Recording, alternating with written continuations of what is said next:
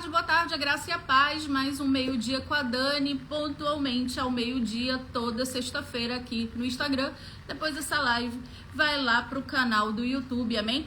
E o tema de hoje é: o amor acabou. E agora? Eu sei que a gente cresce ouvindo que amor exige reciprocidade. Eu sei que a gente cresce ouvindo que aquilo que não é cuidado morre. Eu sei que a gente cresce ouvindo tantas coisas a respeito do amor. Eu sei que as novelas, os filmes, as séries nos levam a um amor romântico, a la Cinderela ou Branca de Neve ou qualquer outra história que a Disney perpetua, e outros contos românticos. Não que o amor não seja romântico, não que o amor não seja sentido, mas o amor, ele não é um sentimento. E hoje, um pouco diferente do que vocês estão acostumados normalmente aqui, eu vou falar sobre o que é o amor para mim. Como foi que um dia eu decidi amar o Daniel e um dia eu decidi que não o amava mais.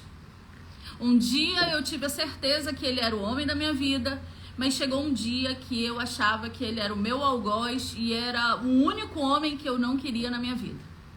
E como eu aprendi que amor é decisão, o amor, ele não é um sentimento, e como todas as decisões vai envolver algo que eu vou abrir mão.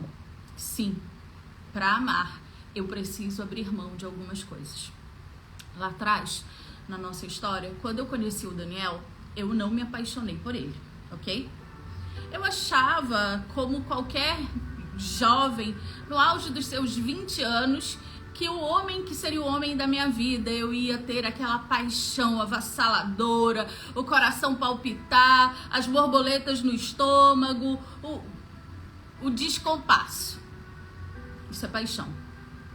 E eu achava que paixão e amor eram as mesmas coisas. E paixão, sim, a paixão é um sentimento. O amor não. O amor é uma decisão. O Daniel nunca foi uma paixão na minha vida. O Daniel sempre foi amor. Eu conheço o Daniel no momento em que eu estava namorando, não com o passado, para quem conhece a nossa história, eu estava namorando uma outra pessoa. O Daniel tinha acabado de terminar um relacionamento e eu conheço no meu trabalho. E o Daniel ficou me chavecando e eu não queria nada com ele, nada no Daniel me agradava, absolutamente nada. Primeiro item da lista romântica, paixão à primeira vista. Não, isso não aconteceu conosco. Passados 6 meses, eu reencontro o Daniel, eu não estou mais nesse relacionamento, esse relacionamento termina logo após eu conhecer o Daniel. Eu estou vindo já de um outro relacionamento, que foi breve, mas avassalador. Esse sim foi paixão. Aquela coisa da boca secar, o coração palpitar, o estômago tremer. E eu conheço o Daniel, eu reencontro, o Daniel, logo após o término dessa paixão. E ali eu entendi que aquela paixão não me levaria para lugar algum, que aquela paixão tinha que realmente terminar, que eu tinha que tirar aquele sentimento de dentro de mim. E o Daniel chega como alguém que vai semeando o amor. Eu não menti pro Daniel, ok? Quando nós começamos a namorar, eu disse pra ele, eu sempre muito franca, e a franqueza é uma coisa que eu levo pra minha vida. Eu tenho na minha mente algo que o que é combinado não sai caro. Então eu disse pra ele, olha, você quer namorar comigo? Eu também tô numa vibe de querer namorar, mas eu preciso ser honesta contigo. E depois de eu ser honesta contigo, você me diz se você quer ou não e tá tudo bem, vida que segue. E eu disse pra ele, ó, tô saindo de um relacionamento assim, aconteceu isso, aconteceu aquilo, eu ainda tenho sentimento pela outra pessoa, mas eu decidi que eu não quero mais e que eu vou esquecer essa paixão. Se você quiser segurar na minha mão e me ensinar a te amar, vambora. Se não, continuamos amigos. E o Daniel disse, vambora. E aí o Daniel começou a construir o amor. A palavra vai dizer que o amor constrange. E quem é o amor? O amor é Cristo em nós. Apesar do Daniel, nesse momento, não conhecer Jesus, Jesus era alguém que ele ouvia falar. Dentro da casa do Daniel não havia a palavra, dentro da casa do Daniel não havia Deus. Havia uma tradição de uma religião da qual disseram para ele que ele era dela, estudou em escolas dessa religião, mas ele nunca a professou. Ele nunca esteve dentro de uma igreja, ele nunca nada, tá, gente? O que o Daniel sabia era trabalhar e farrear. Só. Quando se falava de Deus, era alguém muito distante da realidade dele. A vivência da casa dele era uma vivência da ausência de Deus. O Daniel vem de um lar desfeito. O Daniel vem de uma história muito pesada de adultério. O pai do Daniel tem 2 filhos fora do casamento, com 2 amantes diferentes, e o negócio lá era estreito. Pai e mãe separados, mas vivendo sobre a mesma casa, se repudiando. Então, na mente do Daniel, qualquer relacionamento era dado ao fracasso. Quando eu conheci o Daniel, ele dizia assim: não quero casar, eu vou ser o tiozão que vai pegar novinha. A minha vida é essa, trabalhar e farrear. Eu não quero me comprometer com ninguém. Mas o Daniel enxergou em mim algo diferente do que ele discursou a vida inteira. Não sei por que isso, vocês perguntem pra ele. E o Daniel, desde o primeiro momento, começou a falar: não, mas eu quero construir uma família contigo, eu quero ter filhos, eu quero casar. Não, ele não disse que queria casar, não, ele queria morar junto. Quem disse que não ia morar junto com ninguém fui eu. Mas ele queria ter filhos. E o Daniel foi construindo esse amor em mim. E da mesma forma que ele construiu esse amor em mim, um dia ele destruiu. Um dia eu olhei para o meu marido e disse: não amo mais. Um dia eu acreditei que eu talvez nunca tivesse amado. Não aquele Daniel que eu estava vendo, mas que eu nunca tinha amado aquele Daniel que eu conheci. Houve um tempo que Satanás colocou na minha mente, através de um refrão de uma música, que eu havia me apegado ao meu marido por uma imagem que eu criei dele. Eu achava que o Daniel tinha sido alguém que eu nunca tinha conhecido. E de fato era. Aquilo não era mentira. E todo o amor que eu construí pelo Daniel se esvairiu. E assim como muitos de vocês já ouviram, ou já até pensaram, ou acharam que sentiram, eu também me questionei e também verbalizei: não amo mais. Talvez na tua história agora, você esteja passando por isso, ou acabou de passar por isso, onde a outra parte olha pra você e diz assim: eu não te amo mais. Você me fere, eu já tô interessada por outra pessoa, eu não sinto amor por ti, eu acho que eu nunca te amei, eu acho que eu criei uma pessoa na minha mente, essa pessoa nunca existiu e agora eu tenho a convicção de que eu não te amo mais. Eu já tive essa convicção. A pessoa que vocês estão vendo agora foi a pessoa que disse pro seu marido: eu não te amo mais. A pessoa que tomou a decisão pelo divórcio, a pessoa que se abriu para uma terceira pessoa nessa aliança, eu já fui. Eu já fui exatamente o que possivelmente você está passando agora. Aquela que jogou a toalha e disse: acabou. Aquela que já pensou assim: mas eu não sinto mais nada. Condicionando o amor ao sentimento. Quando o amor é uma decisão. O amor, ele não é um sentimento, porque o amor não exige reciprocidade. O amor, ele não é um sentimento, porque a palavra vai dizer que ele tudo suporta e ele tudo crê. Quando eu disse para o Daniel que eu não o amava mais, eu estava declarando o oposto da palavra, porque eu estava dizendo para ele: eu não suporto mais, eu não creio mais, eu não quero mais. E quando eu me coloco nesse lugar, o inferno vem para prevalecer. Porque eu tô indo de encontro à palavra, e todas as vezes que nós vamos de encontro à palavra, Satanás olha e diz assim: venci. E eu comecei a dizer pro Daniel, vai viver tua vida. Você comigo não foi feliz e eu contigo também não fui. Eu já estou interessada em outra pessoa. Essa outra pessoa fala e faz coisas que você errou comigo. Porque sim, num primeiro momento, a outra parte que vai te acessar vai te falar coisas, vai fazer coisas, vai ter ações, gestos, falas que são o oposto do que você estava vivendo. Enquanto eu estava me sentindo abandonada, me sentindo usada, enganada, traída, dilacerada pelo Daniel, a outra parte dizia pra mim, isso é importante, você pode tudo, eu tenho muito orgulho de você. A nossa história se cruzou porque nós somos o amor da vida um do outro. Essa pessoa todos os dias me elogiava, essa pessoa todos os dias dizia pra mim tudo aquilo que eu queria ouvir, essa pessoa todos os dias vinha, aspas, com uma gota de bálsamo em cima da minha dor. O meu marido, que era displicente, não cuidava, traía, enganava, mentia, parecia ter sido substituído por um homem que me elogiava, que me incentivava, que me colocava pra cima, que dizia que me amava. E eu passei a acreditar fielmente naquilo. E quanto mais aquela pessoa dizia pra mim que eu era importante, que eu era capaz, que ele tinha orgulho de mim, que ele diria pras pessoas, tá vendo aquela ali? Essa é a mulher da minha vida.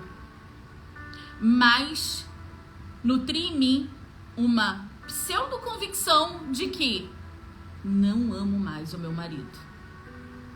Não quero mais estar com ele. Não quero viver o inferno que nós vivíamos.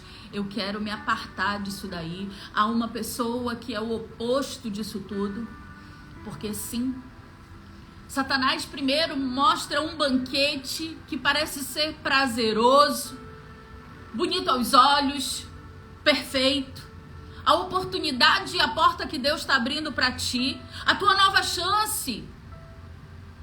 Eu cheguei a pensar que aquilo dali era a possibilidade da glória da segunda casa. Porque sim, quem está vivendo o erro, conhecendo a palavra, tenta justificá-lo através da palavra. De um jeito que favoreça aquilo que está fazendo. Quantas vezes eu ouço em mentorias ou em aulas, ou até aqui mesmo, pessoas dizendo, mas o meu marido tá com amante na igreja. Pois é. Eu também. E eu tentava justificar aquilo tudo de acordo com o que me era favorável. É por isso que em teologia nós dizemos que um texto fora do seu contexto é um pretexto para uma heresia. Eu cometia heresias acreditando que aquela história era a glória da minha segunda casa. E o tempo ia passando e mais eu ia acreditando que eu não amava mais o Daniel. A live hoje tem como objetivo eu testemunhar aquilo que você possivelmente está vivendo agora. Um dia eu também repudiei meu marido. Um dia eu também acreditei que eu não o amava mais. Um dia eu também verbalizei para ele que o que a gente viveu só foi dor e fracasso. Porque sim, nesse momento a gente esquece os bons momentos e lembra-se com muita ênfase só do que foi ruim. E nessa vida há sempre duas moedas. Uma moeda do que é bom e uma moeda do que não é bom. Mas nesse momento a gente só lembra do que não é bom, a gente esquece o que foi bom, a gente esquece os momentos felizes e só averba, e só traz a memória, e só fala sobre aquilo que foi dor. Era assim que eu vivia. E todas as tentativas de aproximação do Daniel eu rejeitava, porque eu dizia, mas agora eu tenho alguém que ocupa esse espaço. Eu não quero mais a tua presença. Eu tenho alguém que ocupa esse espaço. Eu tenho alguém que me elogia. Eu tenho alguém que diz que me ama. Eu tenho alguém que diz que a vida nos fez esperar. Eu tenho alguém que me manda música romântica dizendo, olha, na letra dessa música tá a nossa história. Sabe aquela música sertaneja chamada Medo Bobo, que até hoje é hit nas plataformas de streaming? O inferno me fez acreditar que aquilo dali era a minha história com a outra pessoa. Até hoje eu não escuto essa música, tá, gente? Não por nada, mas porque eu vi que era engano disfarçado de romantismo. E tudo ao meu redor verberava como eu me senti e como eu externava para o Daniel. O tema da live que diz assim, o amor acabou e agora, há algo que eu preciso enfatizar e testemunhar para vocês. Num primeiro momento, Satanás realmente fez com que eu acreditasse e os meus sentimentos, a minha alma, que estava ferida, acreditasse que aquele homem era o homem da minha vida. Mas com o passar do tempo, e à medida que o meu marido ia se relacionando com Deus de maneira mais íntima, mais profunda, à medida que ele foi entendendo que sim, ele me amava, sim, ele tomava uma decisão por mim, mas primeiro ele precisava tomar uma decisão por Deus. Ali a minha história começou a mudar. E a minha história começou a mudar nos momentos em que eu mais precisava da outra parte. Eu lembro que no dia que meu divórcio foi averbado, e eu tomei aquele choque como um soco na cara, porque tudo que eu mais queria era aquele divórcio. Eu achava que a partir do momento em que o papel fosse assinado e o juiz dissesse, homologou, acabou, esse casal não existe mais, essa família foi desfeita, que todas as minhas dores, todas as minhas mágoas, todos os meus medos, tudo ia passar a partir do momento em que aquele divórcio fosse assinado. Eu achava que um papel iria mudar a minha história. A gente tenta achar subterfúgios para a nossa dor e deixamos de tratá-la. A dor em nós é como uma febre. A febre por si só, ela não é a doença, mas é apontando a doença, apontando a infecção que está dentro de nós. Mas o que nós fazemos? Vamos na farmácia, compramos um paracetamol, aí a febre baixa e a gente pensa, pronto, já está resolvido. Quando o corpo está dizendo, olha, tem algo que não está bem, você precisa cuidar, você precisa tratar. Acreditamos que através do divórcio vamos tomar esse paracetamol e não vamos precisar tratar o que de fato está ocasionando a febre. Então, na minha cabeça, eu acreditava, divórcio assinado, liberdade concedida. Eu achava que eu não rompia, que eu não era plenamente feliz porque eu tinha uma amarra com o Daniel. Era dessa forma que eu acreditava, que eu estava amarrada ao Daniel através daquele papel, através daquela sentença, através daquele documento. Mas aí o documento chegou, o juiz homologou e eu parei e pensei, opa, mas a dor tá toda aqui. Cadê a liberdade que eu acreditei que eu teria? Eu achava que quando me dissessem divorciados, eu diria dizer, ufa, tô livre. Mas a única coisa que eu não senti foi liberdade. Na manhã daquele dia, quando eu recebi aquela notícia, eu chorei a tarde inteira. E quando foi mais tarde, horas depois, eu mandei para outra parte dizendo, agora acabou. Hoje, quando eu lembro do agora, quando eu disse agora acabou, eu estava dizendo para outra parte, nunca foi o que eu quis. Porque se eu estava tão feliz como eu acreditava que eu estava, se o divórcio seria o quebrar das algemas que eu achava que eu estava aprisionado, por que eu disse agora acabou? Em teoria, era para eu dizer, enfim, livre. realidade era como se eu estivesse dando os pêsames. E aí a outra parte me respondeu: e agora? Ele não me perguntou se eu estava feliz. Ele não me perguntou como eu estava. Ele só perguntou: e agora? E obviamente eu camuflei o que eu estava sentindo e disse: agora eu sou feliz. Mas a felicidade era a única coisa que eu não estava sentindo.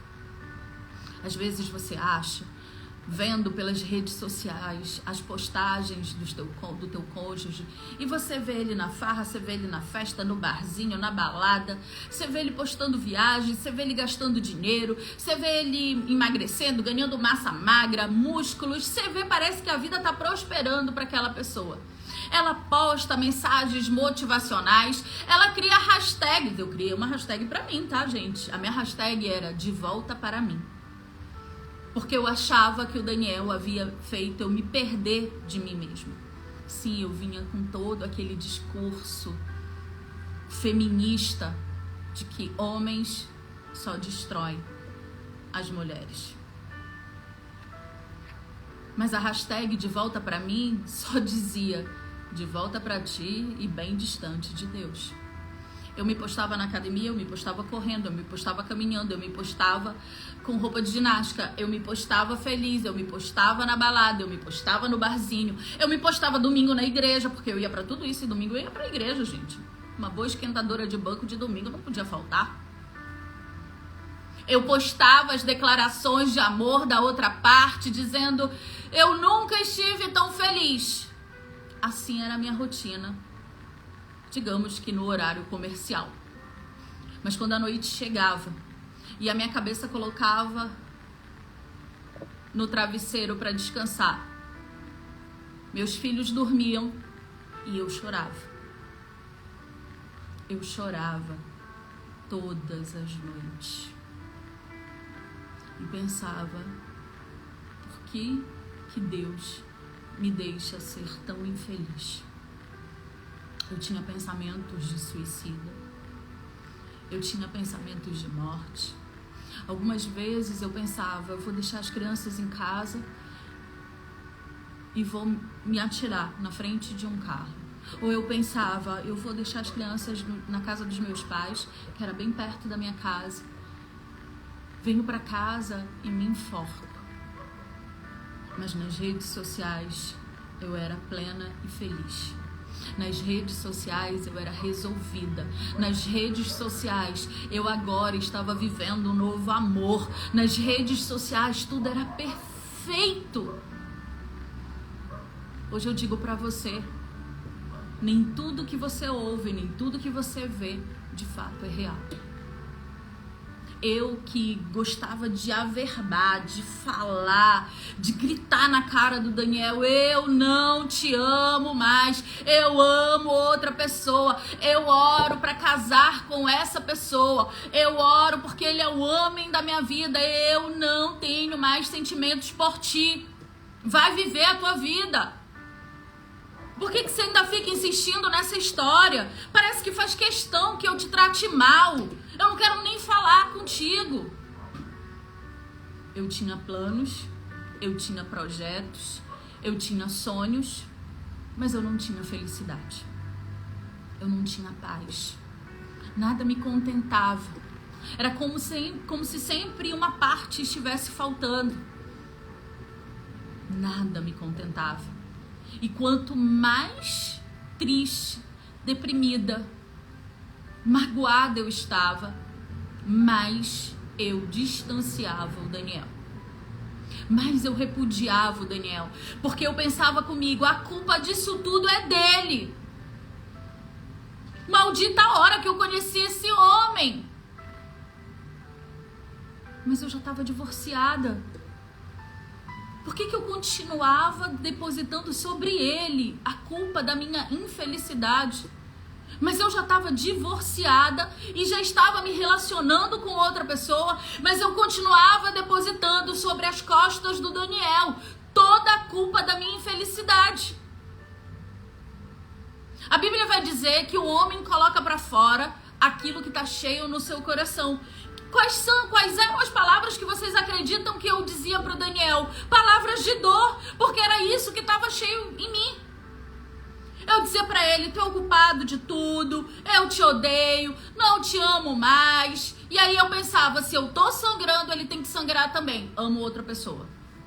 Porque eu sabia que todas as vezes que eu dizia pra ele: eu amo outra pessoa, eu quero casar com outra pessoa, eu gosto da outra pessoa é o homem da minha vida, eu sabia que aquilo feria o meu marido de tal forma que as lágrimas caíam.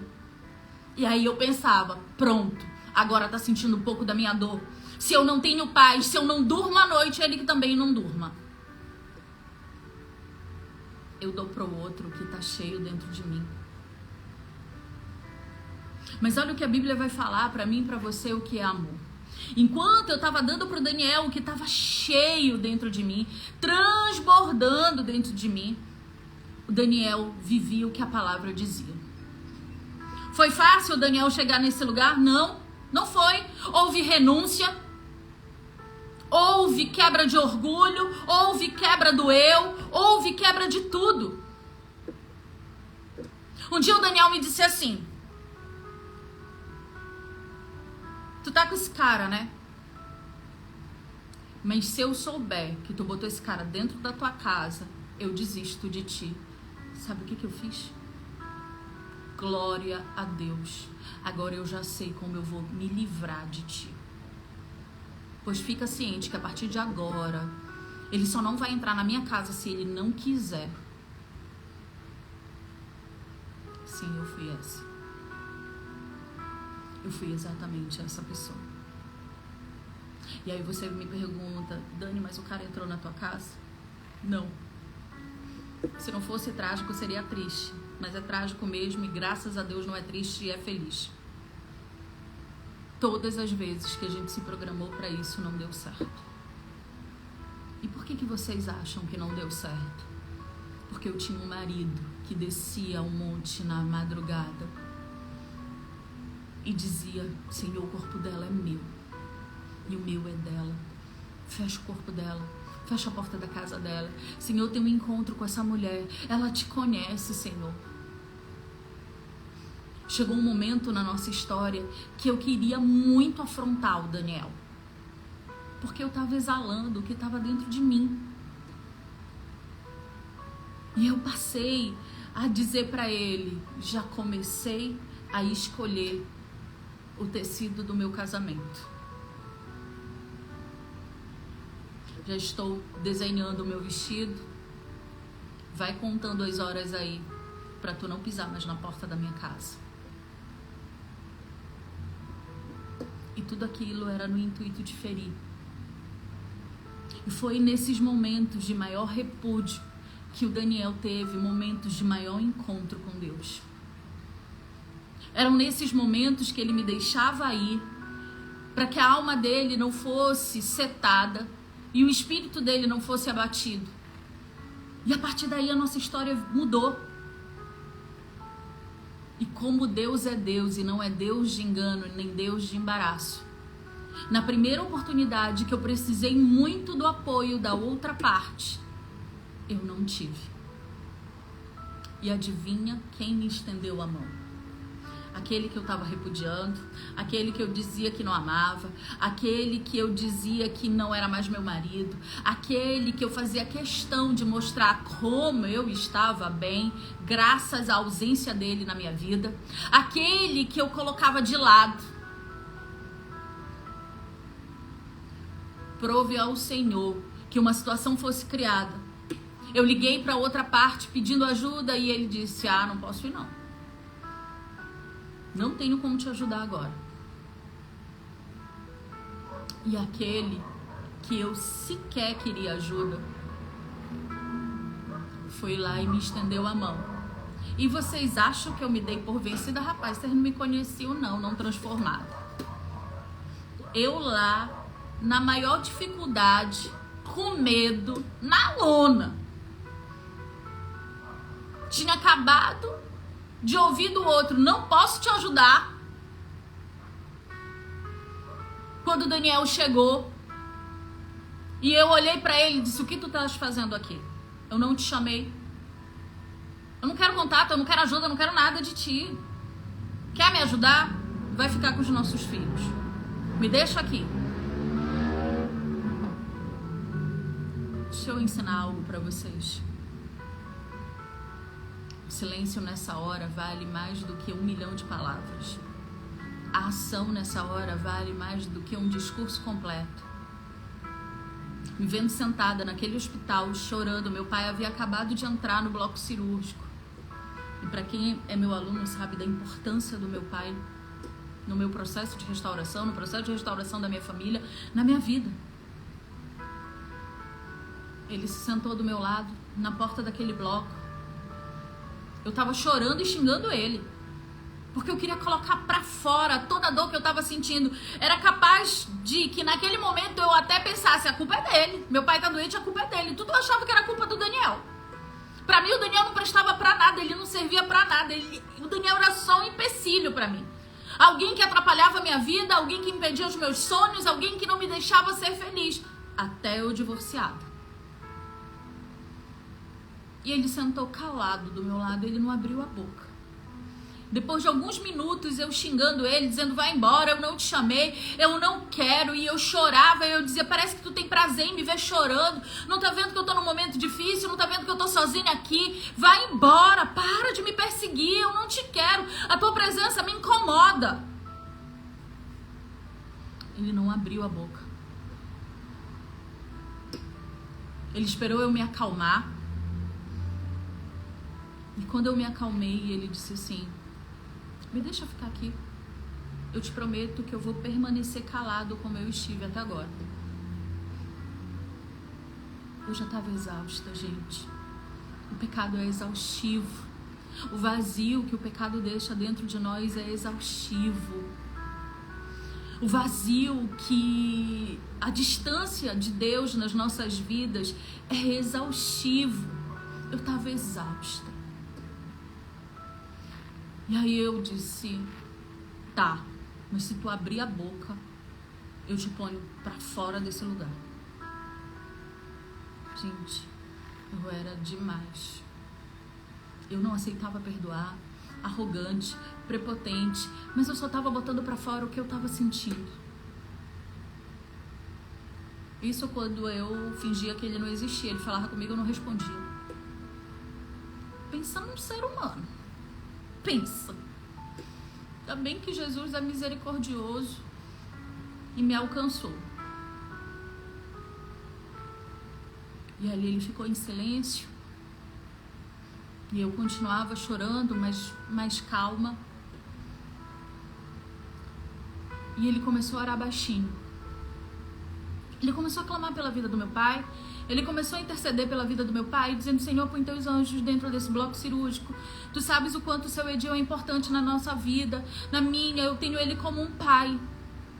Eu o amo mais do que eu amo até o meu pai.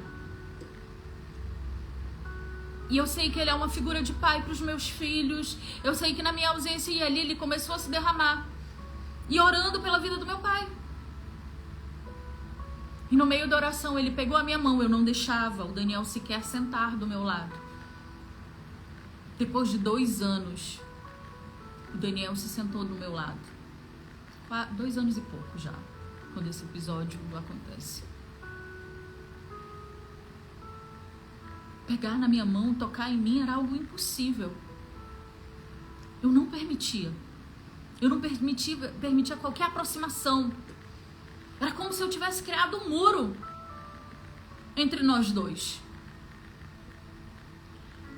E aí, ele pegou na minha mão e disse assim: a palavra diz que aonde estiverem 2 ou mais, orando em concordância, aquilo que eles estão orando é ligado nos céus e será atendido. Eu olhei para ele e eu confesso que uma alma não tratada, eu pensei em xingá-lo. Mas aí eu lembrei de quem estava naquele bloco e eu disse: Senhor, eu vou orar com esse homem, mesmo eu não querendo. E ali a gente ficou orando baixinho. E quando nós terminamos de orar, Ele olhou para mim e disse assim: eu nunca mais vou te abandonar. Eu nunca mais vou te deixar sozinha. Eu nunca mais vou largar a tua mão. Eu nunca mais vou cometer os erros que eu cometi. Ainda que tu decidas a me odiar, eu nunca mais deixarei de cuidar de ti. E eu fiquei impactada com aquelas palavras, porque no momento que eu mais precisava, a outra parte que eu achava que me amava, que me elogiava, que me botava pra cima, disse: te vira aí que eu não tenho como te ajudar. E a pessoa que eu repudiava, a pessoa que eu dizia que eu não amava, a pessoa que eu queria ferir porque eu estava ferida, foi a que me estendeu a mão. E naqueles dias de cuidado do meu pai, eu fui vendo o quanto que de fato o Daniel estava diferente. Obviamente, isso não fez assim, como um passe de mágicas e eu achasse, pronto, agora ele virou o homem da minha vida. Não. Eu sempre dizia não primeiro para depois aceitar ajuda. Mas o Senhor começou a trabalhar no meu coração, o Espírito Santo começou a se mover outra vez dentro de mim. Eu já não tinha mais prazer de falar com a outra pessoa. Ele me chamava, me ligava e eu dizia: eu não posso falar agora, eu tô cuidando do meu pai. E aí eu comecei a perceber: será se tá de volta o homem que eu amei lá atrás e que eu disse que eu não amava mais? Será se isso daí é... porque, vamos lá, vocês estão pensando que Satanás vai deixar barato? Ele não vai deixar barato. Da mesma forma que eu começava a enxergar no Daniel a pessoa que eu havia escolhido para ser o meu marido, uma só carne comigo, pai dos meus filhos, aonde eu acreditava e havia depositado todos os meus sonhos de até a morte nos separe, eu começava a enxergar nesse novo Daniel aquela pessoa que eu havia escolhido lá atrás. Mas ao mesmo tempo que o Senhor abria os meus olhos, Satanás vinha no meu ouvido e dizia assim: não esquece do que ele fez. Lembra que ele te traiu? Lembra que ele te enganou? Lembra que ele te machucou? Lembra que ele te roubou? E aí Satanás começava a dizer: isso daí é uma farsa. E eu ficava naquela confusão mental. Mas ao mesmo tempo que Satanás ficava soprando isso na minha mente, eu via as ações do Daniel. O Daniel tinha todo cuidado com meu pai, o Daniel tinha todo cuidado com a minha mãe, o Daniel tinha todo cuidado comigo, com as crianças. E eu comecei a dizer: não é possível, eu tô louca. Eu tô vendo que esse homem tá diferente, mas... e o passado? E o que aconteceu? Eu não tenho como esquecer o que aconteceu. E quanto mais Satanás puxava de um lado, mais o Senhor me libertava do outro. Deixa eu dizer algo para você nessa tarde. O amor, ele não acabou. Por mais que o teu cônjuge nessa hora diga para você: eu não te amo, eu não quero você, eu não quero mais essa história. Ou talvez vocês já até saíram da fase do repúdio, mas ele olha ou ela olha para você e diz assim: bora deixar como tá. Agora a gente consegue conversar, somos bons amigos. Deixa assim, mexe nisso não. Eu prefiro viver o que a gente está vivendo, onde a gente conversa com cordialidade, mas eu não quero mais ser tua esposa, eu não quero mais ser teu marido, porque eu também não quero sofrer. Então bora deixar como tá. Até porque eu também não te amo mais. Não o amor de um homem para com uma mulher, eu te amo como um amigo, como uma amiga. Tudo isso meu marido escutou. Primeiro eu não te amo, eu te odeio. Depois eu te amo como pai dos meus filhos e é o vínculo eterno que nós vamos ter, mas não te amo mais como um homem. O amor, ele não acabou. Porque o amor, ele não é um sentimento. De maneira muito enganosa, baseada no engano, eu dizia pra ele: eu não sinto mais. Eu não sinto mais que eu te amo. Quando na realidade a gente nunca vai sentir. Porque o amor é uma ação. E foi a ação do meu marido que mudou o não quero, não amo, amo o outro, vamos deixar como tá. Eu quero que nessa tarde você pare e diga: todas as vezes que eu ouvir isso, eu vou lembrar, o amor não acabou. Porque o amor, ele não acaba.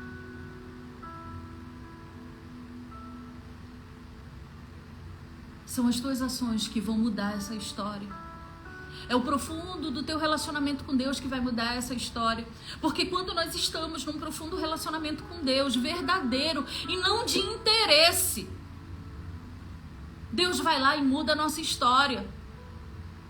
Quando Daniel parou de se relacionar com Deus por interesse, ele mudou a história da nossa vida, não só do Daniel, mas a minha, a dele, a da Karine, a do Emanuel. Ele mudou a nossa história.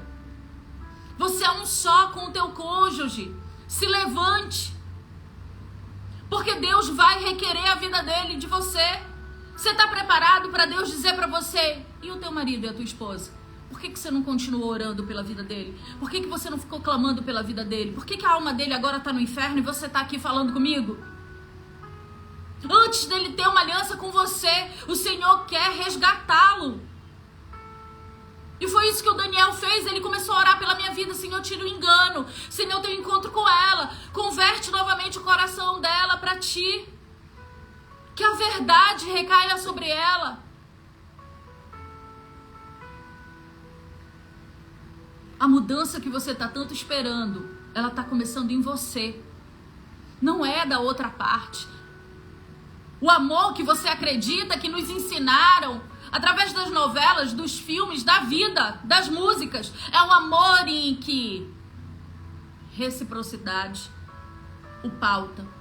Mas o amor que a Bíblia vai declarar e vai descrever não é um amor recíproco. Olha o que 1 Coríntios capítulo 13, versículos de 4 ao 7 vai dizer: o amor é paciente, ele é bondoso, ele não inveja.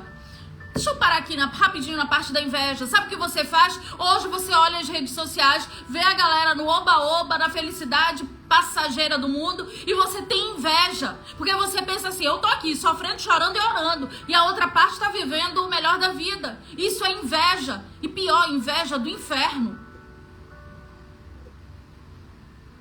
E o Senhor está dizendo para nós: o amor não inveja, não se vangloria, não se orgulha, não maltrata, não procura seus interesses.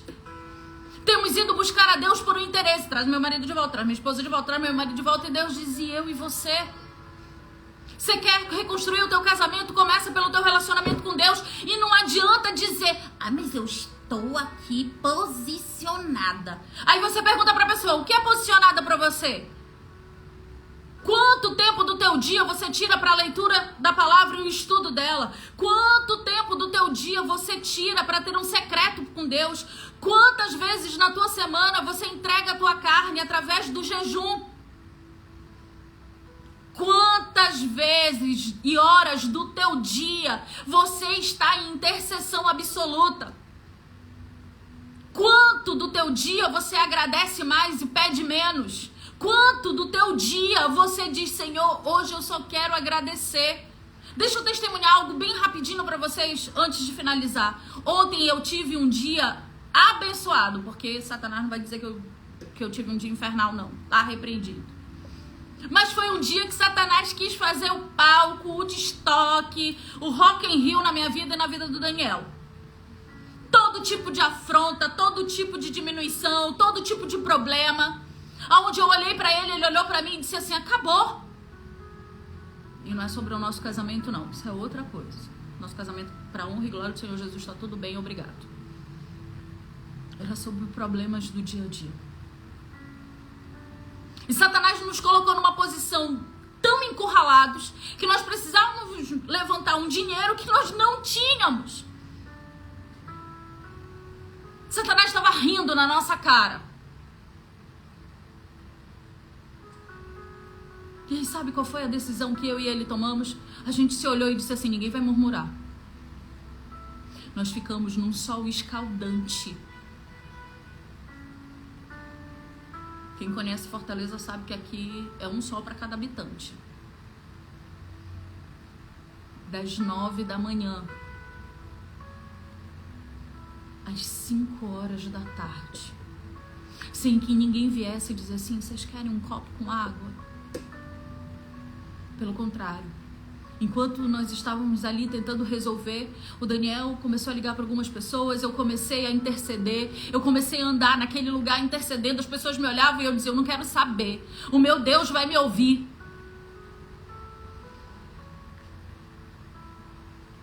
E naquele momento o Senhor disse assim: sou eu que abro o mar, sou eu que faço vocês passarem, sou eu que movo os corações, sou eu que movo a história, sou eu que faço o extraordinário em questão de horas, de minutos e segundos na vida de vocês. O recurso que vocês precisam não há, mas eu vou movimentar. Pessoas que não falavam comigo há um tempão começaram a me mandar mensagem: Dani, tá tudo bem? Eu não sei o que tá acontecendo, mas o Senhor mandou que eu levantasse um clamor pela tua vida e pela vida do Daniel. O Senhor começou a nos cercar de todas as formas. Mas sabe quanto do nosso tempo nós entregamos para Deus?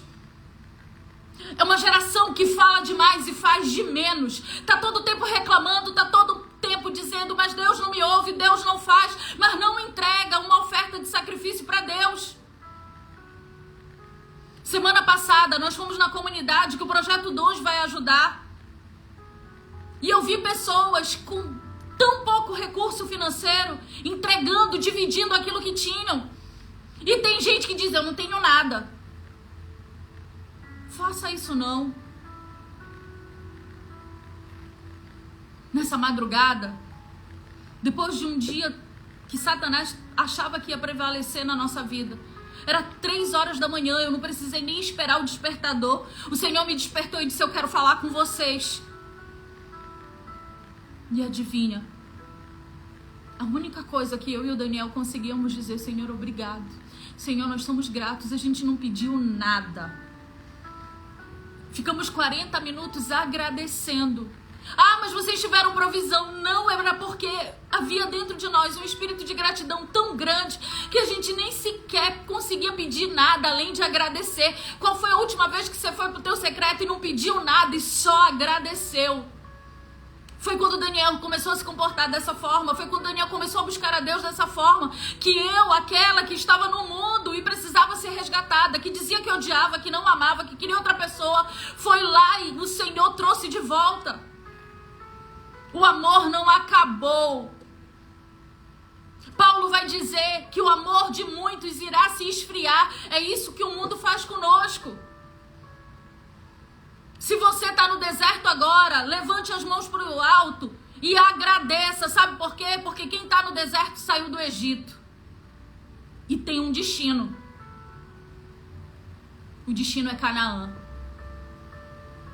Você só não vai entrar em Canaã se você acreditar que os gigantes são maiores que o teu Deus.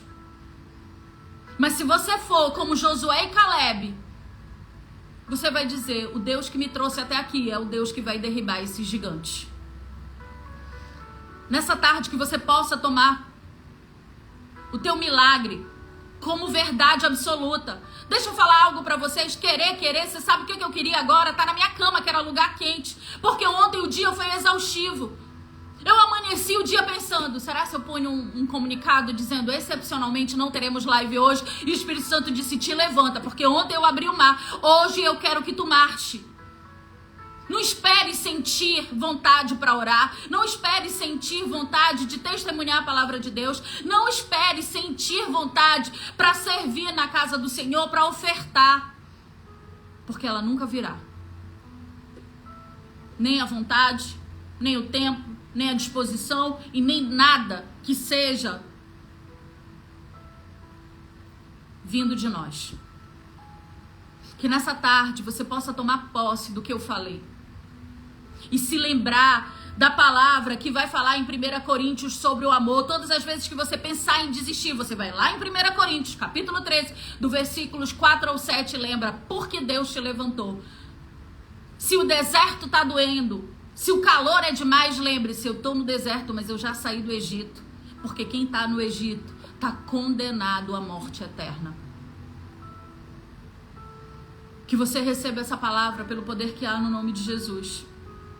E antes da gente finalizar essa live, eu te faço um convite. Amanhã começa as ministrações do Dons 6. Quem não sabe se defender, não sabe como lutar. Como foi que eu e o Daniel aguentamos todas aquelas horas debaixo do sol escaldante, eu orando e ele se levantando. Porque eu dizia, Senhor, nos reveste de toda a armadura que a tua palavra fala em Efésios 6. E eu comecei a declarar cada uma das armaduras que o Senhor deu para nós. E eu comecei a profetizar e o povo passava na rua e me via, achava que eu era louca, eu não queria saber. Eu estava no meio da batalha e eu precisava me defender. De todas as armas, só há uma de ataque, mas todo mundo só fala sobre ataque. E é a defesa que nos leva. Porque quem faz o ataque é o Senhor. Que hoje esse testemunho possa servir de exemplo para você. E que você possa tomar posse. Que mesmo nos dias mais difíceis, o Senhor nunca deixa de estar presente. Eu e o Daniel vimos em questão de horas a afronta, mas o agir de Deus. E se Deus é capaz de fazer isso na minha vida e na vida dele, ele é capaz de fazer na tua também. Toma posse disso. E quem é do grupo que fez jejum de Daniel, lembrando, de domingo para segunda é o nosso dia. A gente vai entregar o nosso melhor para Deus. Sem abreviar nada. A gente vai passar. E quando nós chegarmos do outro lado da margem, o Senhor vai dizer: foste servo, justo e fiel. Amém? Boa tarde, fiquem com Deus, a paz do Senhor. Simbora botar fogo nessa seara. Beijo, gente.